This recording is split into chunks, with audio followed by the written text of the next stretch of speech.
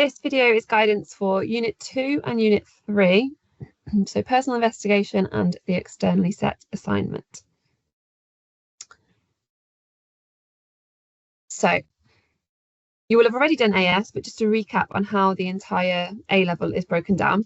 The AS, Unit 1, the personal creative inquiry, is a non-examination assessment and is 40% of your overall qualification. So for that unit, you were asked to create an extended exploratory project or portfolio and outcome or outcomes based on themes and subject matter which are personal and meaningful to the learner. The inquiry must integrate critical, practical and theoretical work.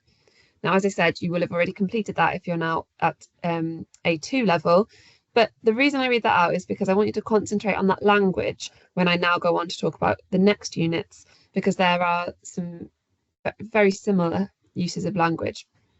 That is because all of the units of A level are teaching you the creative process, so how to come up with an idea, research it, explore it, create, record all of this as you go and present an outcome that addresses the initial idea that you had. So each of the 3 units follows that full cycle, that creative process. So although there are elements that are different within the 3, and by A2 you are now taking a further step in advancement of your work, but there is still a similarity, and you are by now getting really used to working through that process, as you would have done in A level as GCSE as well. Okay, so the next unit, the first unit of A2, is Unit 2, which is your personal investigation, also non-exam assessment, and is 36% of your overall qualification. And this unit consists of 2 integrated parts. So the first, I'm going to read it out again because I want you to see the similarity in that language. A major, in-depth, critical, practical and theoretical investigative project or portfolio, and outcome or outcomes based on themes and subject matter that have personal significance. So it's certainly stepped up a level in that it now says major and in-depth, which aren't words that we used before, but critical, practical and theoretical investigative, very similar, the same in fact. And the phrase personal significance, it was personal and meaningful used a lot in the Unit 1, so very similar language. That process is going to be very similar. The element that is different in this section is an extended written element of 1,000 words minimum, which may contain images and texts and must clearly relate to practical and theoretical work, so the first section, using an appropriate working vocabulary and specialist terminology. So although it says they are 2 parts, the integrated part is really important. This is the same project, it isn't 2 separate things. It says here both the practical or theoretical work and the written element will be assessed together using the assessment objectives. So there are 4 assessment objectives for the entire unit, those same 4 that we are coming back to again and again, and they are completely integrated. There's not a separate section for the written element. So even within the written element, you are addressing your contextual element, your creative making element, your recording element and your presentation element, or you certainly have the chance to.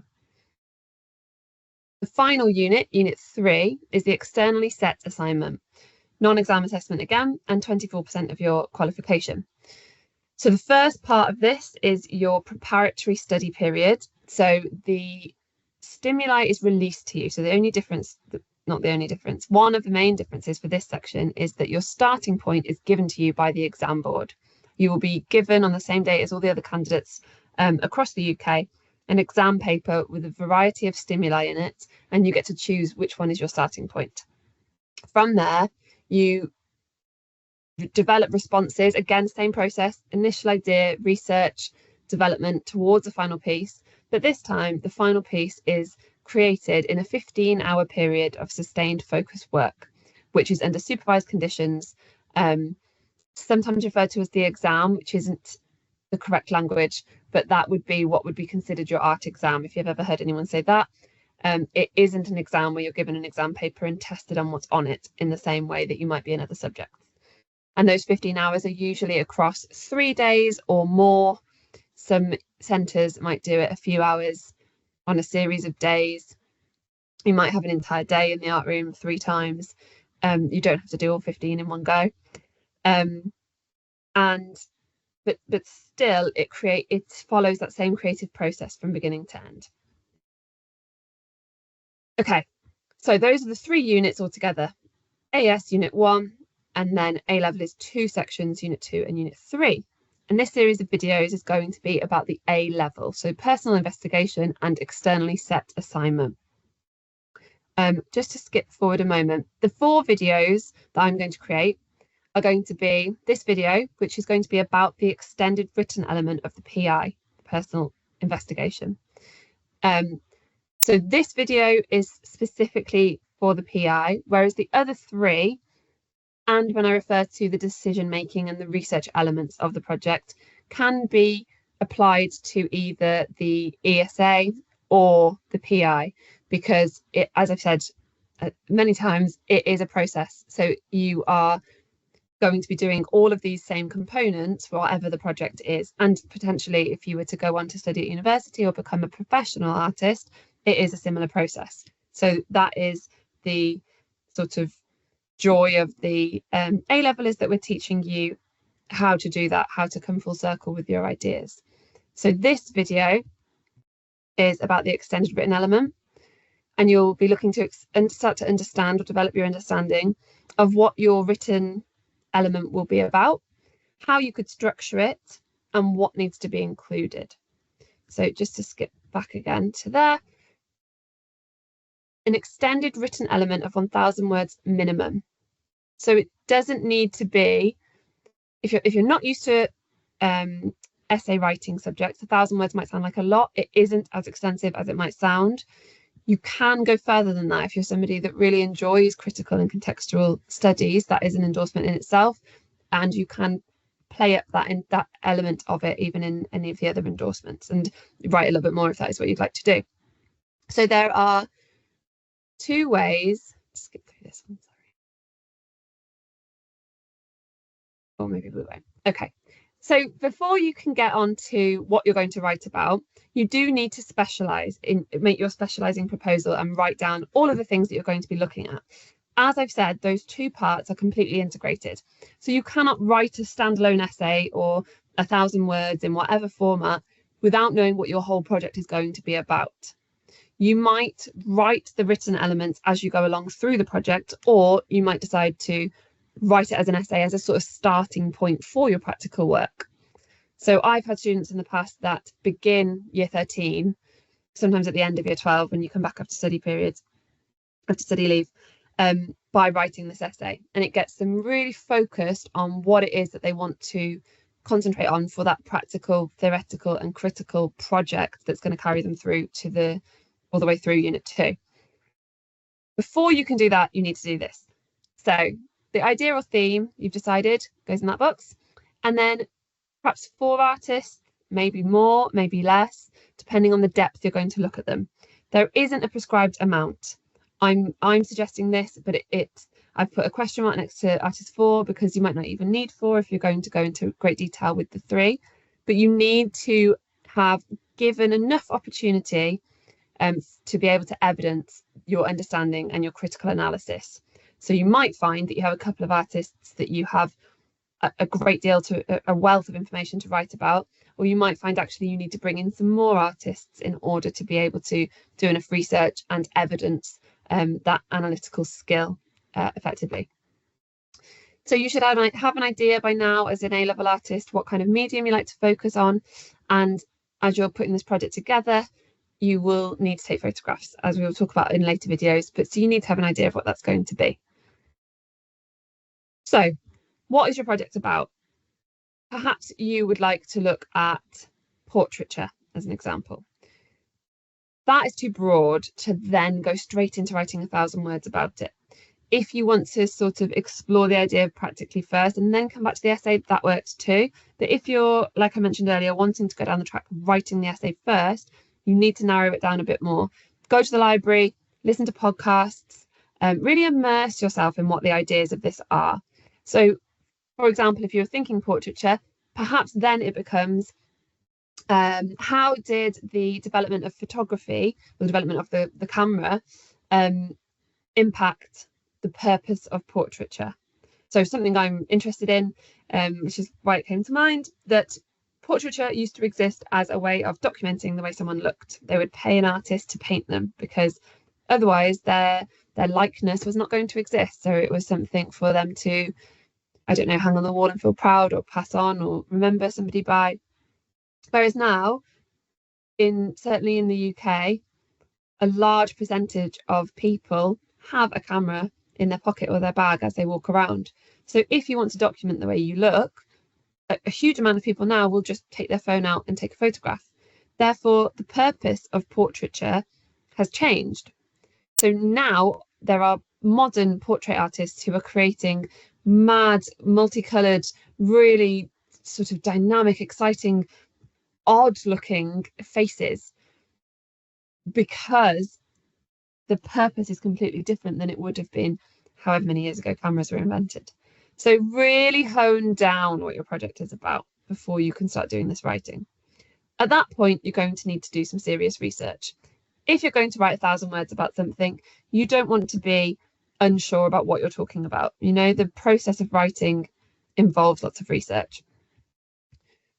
Where can you visit? What sources have you looked at? It's going to be really important that you visit a gallery and or a museum and you can stand in front of the work that you're going to be discussing. So when you are making these decisions about what your project is about, if you would like to look at portraiture, for example, but you know you cannot possibly stand in front of any portrait art, maybe it would be more successful if you were to choose something different. Or see what you can do, speak to people around you, see if you can make that visit. Sometimes things seem like a big effort, but actually they're simpler than you think. And that's not to suggest I'm not aware of the difficulties of visiting places and traveling, but if you can, that is a really powerful thing to do. Perhaps your school or college has a trip.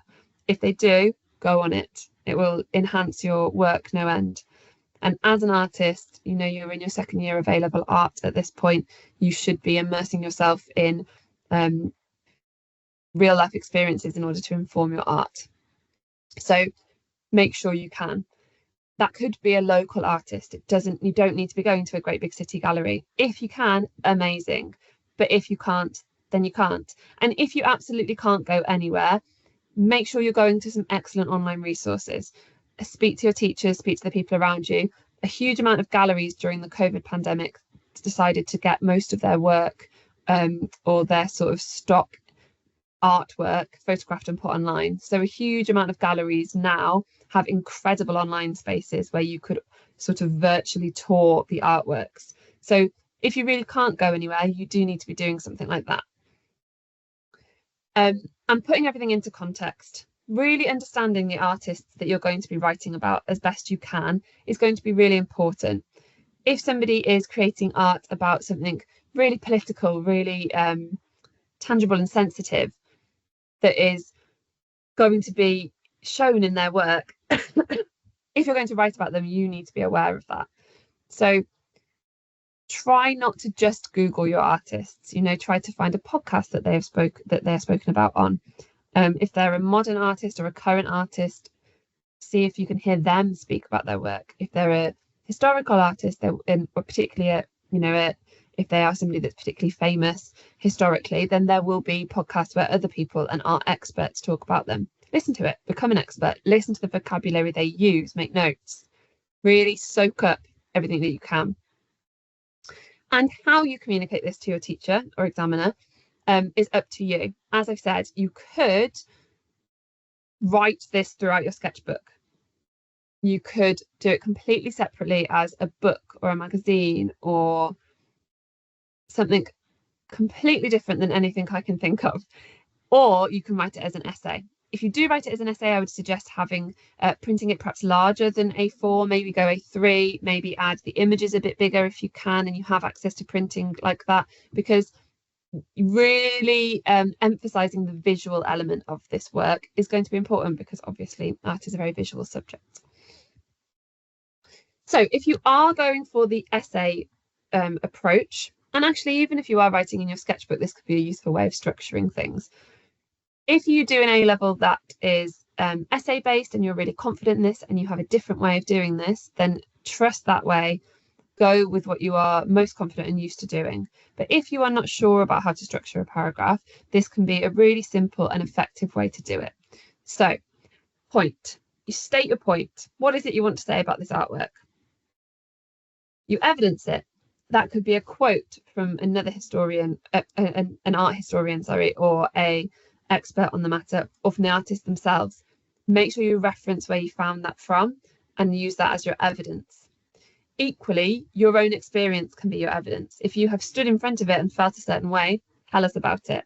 This can really lean on the personal and meaningful again, and the significance of the fact that you have felt something for this artwork, or perhaps you went with somebody else who did and they had a different opinion than you. Tell us all of those things. Explain. So either give an opinion or make a comparison, and then link. So linking it back to what it is you're looking at. So that could be a question, for example, like I mentioned earlier, how has portraiture been affected by the development of the camera and photography? That could be a question. Or your overall subject, so portraiture, for example. I should add there as well, this is the very formal sort of version of how to put a paragraph together, but we also want to know, I say we as an art teacher, we as art teachers want to know how you're going to use this to inform your own artwork. The point of writing like this is so that you can say, do you know what, this artist used portraiture in this way, and I want to do something inspired by this in my own work. So linking it to your own practice as well. Okay, this is an example of a paragraph about this piece of art, and it's going to be coming up next that I'm going to read to you, just to give you a bit of an example of a way that you could approach putting a paragraph together about an artist's piece. So this is a piece by Damien Hirst in 2006, and it's called Some Comfort Gained from the Acceptance of the Inherent Lies in Everything. Okay.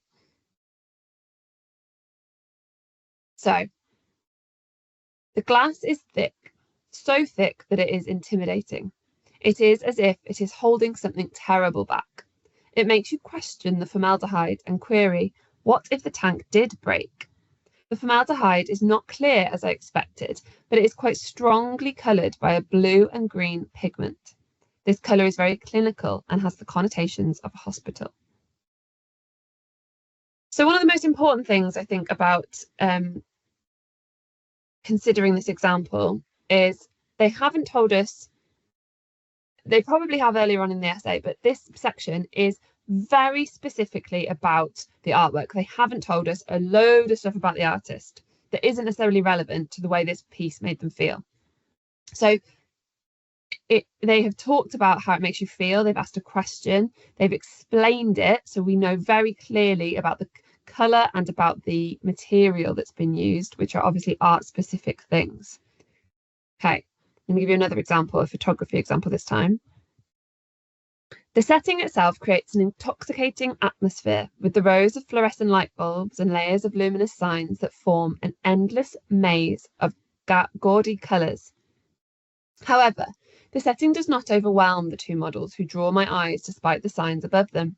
They create the focal point of the image through the use of the rule of thirds, as they are placed off-centre, and through their quirky appearance, which magnetise the eyes towards them.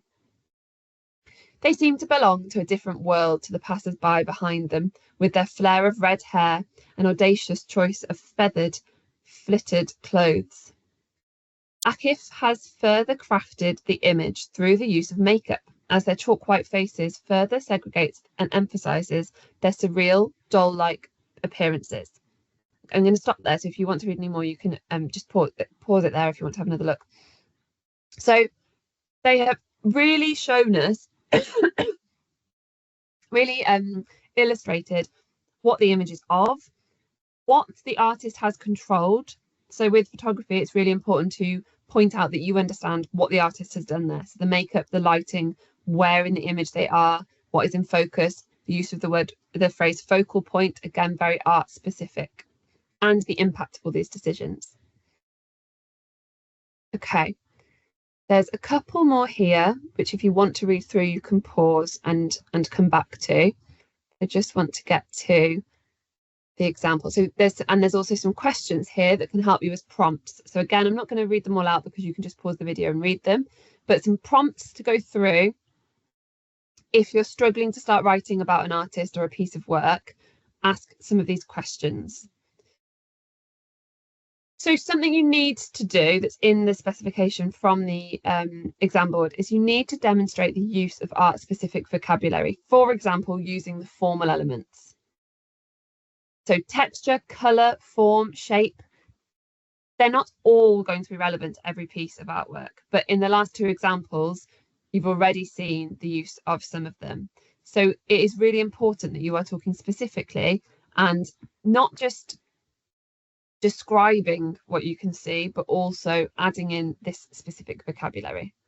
You might start by creating a chart like this, looking at the artworks you're going to use and just seeing if they relate to those elements on the side. So line, tone, colour, form, composition, shape, pattern, texture. And then I've put a box there for meaning or subject matter and what you think that's got, you know, if there's any comment you'd like to make on that. So organising your thoughts like this before writing an essay, or if you're using a sketchbook, for example, having this in your sketchbook, and every time you add something about an artist, you think, I'm going to write a paragraph that uses one of the formal elements. Let me just look back at that chart, and the evidence is there for you. As I said, no artwork, or certainly very rarely is an artwork going to address every single one of those. So please don't go searching for it where it isn't there. If shape is important, that's what you should talk about. Okay. So when you are looking at a piece of artwork, this is a little structure that you can follow. I'm going to share here. Again, come back, pause it, read through this again if you need to. So, for example, this is an artist called Kath Riley. And it's really important that you think about, what do I need to know about a piece of work before I can write about it? And how do I find this out? So things like size and media are really important. I'm just going to skip to the paragraph about, there we go. Oh, that's a little blurry. Perhaps I'll do this one instead. Okay, so Ezra Royce instead. So you can go back through these videos and have a closer look if you need to. So Ezra Royce is an artist who creates illustrations like the one on the left and is known for creating quite similar pieces to this. So here's an example of an artist analysis. I hope you can see it at the bottom there.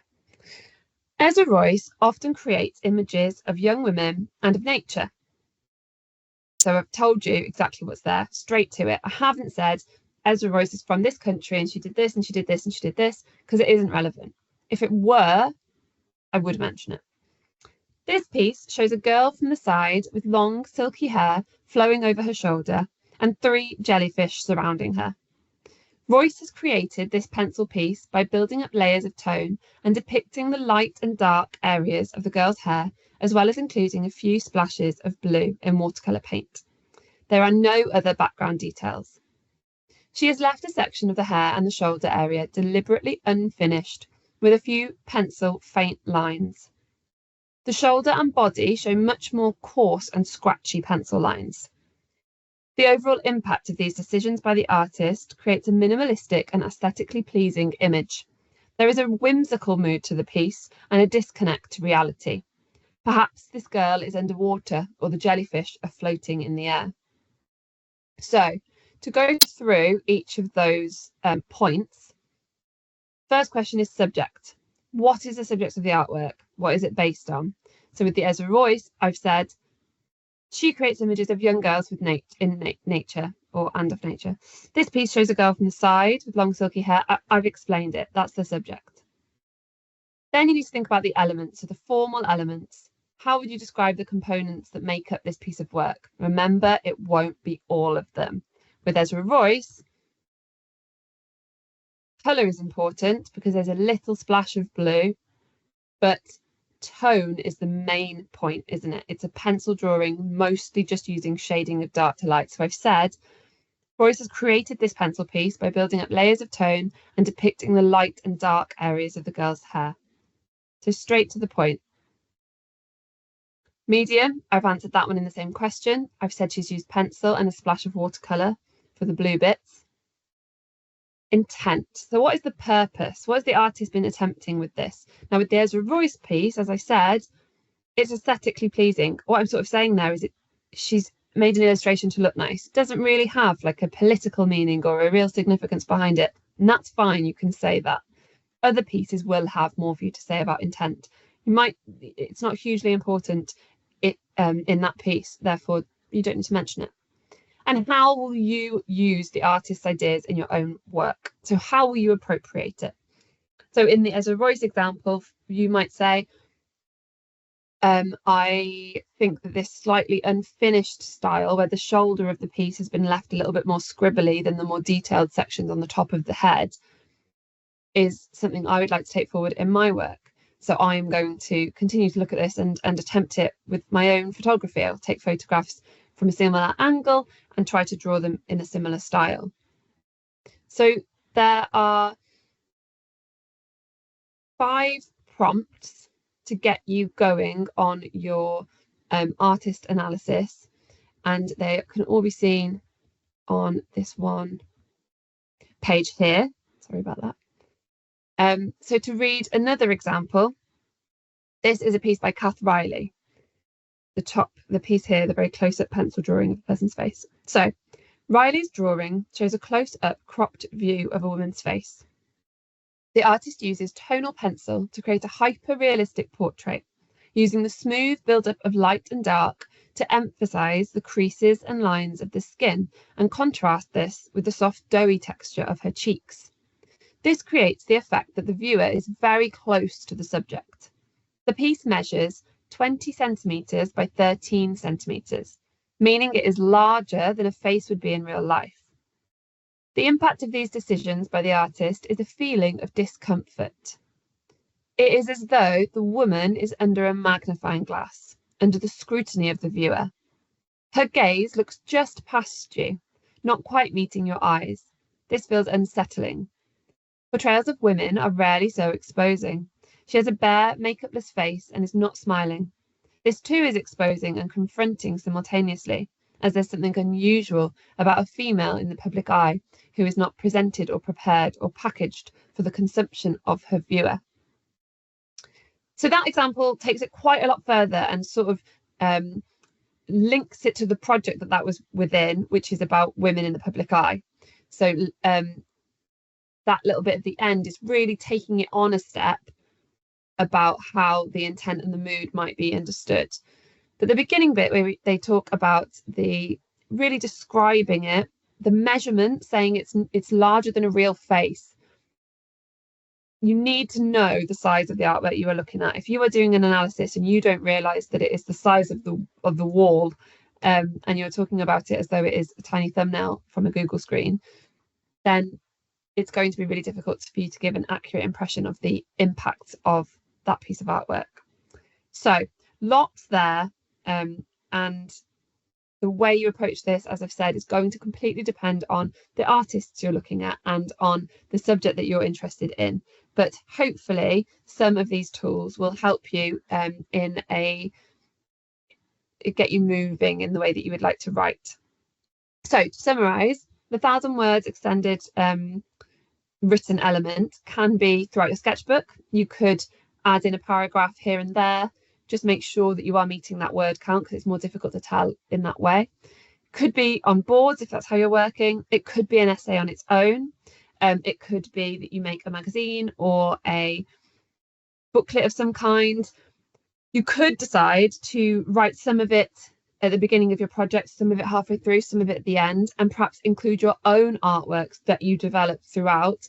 And part of your writing then becomes about your artwork as well. Obviously, if you were writing right at the beginning, as I've mentioned, like this essay style, you haven't made your artwork yet. So you can't really, you're going to be talking in the future of in a future tense of saying, I will use this in this way. Whereas that would change if you waited until further down in the project and said, I did use it in the style of Kath Riley or whoever. Okay, I hope that is helpful. Please do utilise pausing and going back to these pages and having a really good look, perhaps making notes on bits that you think that will be informative for your project, and have a look at some of the other videos when they are released. Thank you for listening.